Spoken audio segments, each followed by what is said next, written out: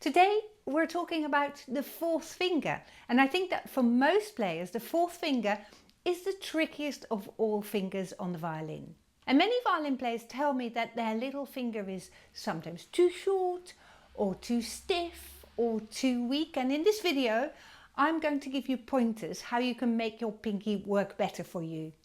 I'm also going to give you exercises to do to make your little finger get stronger. And by the end of the lesson I'm hoping that you'll find it easier to use the fourth finger and that you no longer feel that your fourth finger is too short or too weak, but that it will behave very much like any other finger on the violin. It takes practice to change the way you may have been playing, so take regular breaks if your pinky gets tired, and maybe also stop for a few days if you feel any pain developing as a result of the exercises.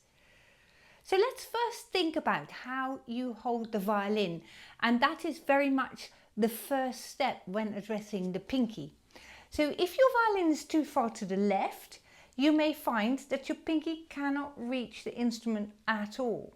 So in that case you might move your violin a little bit further forward. Next, take a look at your left hand position, and this row of knuckles should be level with the strings.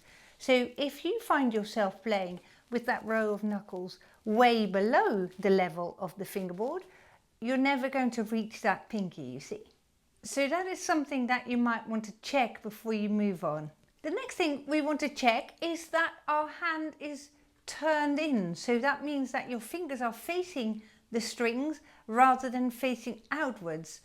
And you can twist your left wrist to move your fingers come closer to the strings, and that brings us to the position of our left elbow. And you want to check that your elbow is under the violin and not sticking out that way. And this is a nice exercise to do, because if you swing that elbow underneath the violin, you can see that if my elbow swings towards my tummy, shall we say, my fingertips swing towards the G string. And if I swing my elbow out a little bit, and it shouldn't really go further out than immediately below the violin, then your fingers are level with the E string. And gauging this distance is really useful for sorting out your little finger. So if you feel that your little finger can't reach the G string, try pushing your elbow further under the violin. And you may notice how all these small changes together will have a big effect on how far your pinky can reach. Let's have a look at the shape of your other fingers now.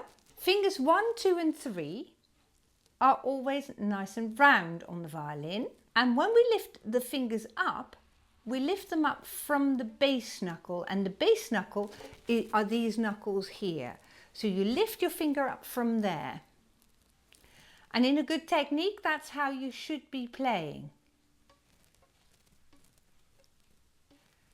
Now your little finger should also come down from the base knuckle, and you can perhaps see how I lift up my pinky from this joint here. But there is some individual variation. Some people prefer to play their pinky a little bit flatter, and others prefer to play it more round. And that has a consequence for the way you play, and you can see that my other fingers, if you look at this first finger joint here, the finger very much comes down vertically, and I'm playing with my nail upright, shall we say. And we're playing in the center of the pad of your finger. Okay, now a pinky, depending on whether it comes down more round, in which case you play more on the pad of your pinky. If it comes down a little bit flatter, it comes down less on the tip of your pinky, but more on the flatter part. Both varieties are good, and there is a lot of individual variation here. Some people just play flatter like that, and others play their pinky much rounder, and that has to do with the shape of your hand, but also how strong your pinky is. But both ways are good to play. So I'll show you some exercises that will make your pinky stronger, and what we're actually doing is to make the muscle on the side of your hand here become a little bit stronger, so that it is easier to manipulate your little finger. And the first exercise is one of my favorites. You may have seen it in other videos, and that is left hand pizzicato on the G string. So you bring your elbow under and you're plucking the G string with your little finger, and that does wonders for a strong little finger. And you can perhaps see here or feel it when you practice it, that that's really training the muscle on the side of your hand. You might use this exercise as a warm-up, for instance. My next exercise is a lifting exercise for the fourth finger. So I'm going to start this on the A string, and as you progress, then you might try it on the D string and finally on the G string, but it gets progressively harder as you go down a string. So we're starting on the A string today, and I would like you to place fingers 1, 2 and 3 on the A string, and then practice lifting up the pinky. And when you practice this, you want to focus on lifting it up from the base knuckle right here. And I like this tapping motion because it shows me that I'm really using some power in that little finger. So it's training your finger there. So that is finger 3 to 4.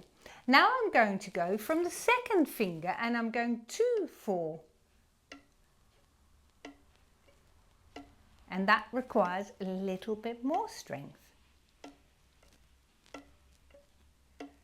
And now, next, you guessed it, you go 1, 4, 1, 4, 1, 4, 1, 4. Now, once you've practiced this and you feel comfortable, then go to the D string and practice the same exercise on the D string. And you'll find that with your elbow slightly further under the violin, as you're on the D string, it gets a little bit harder. And then when you feel accomplished in that, then you move to the G string and repeat the whole process, and you will be considerably stronger in your fourth finger. You want to take time to learn these techniques, and in a couple of weeks you may suddenly find that your pinky has become easier to play, but don't expect any great miracles overnight.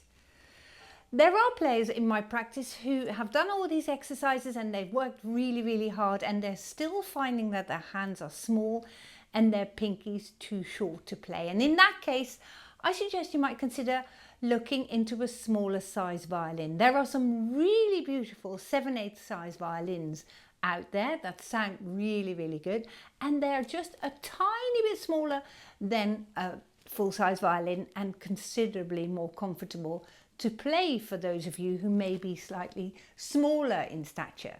So that is definitely something to consider.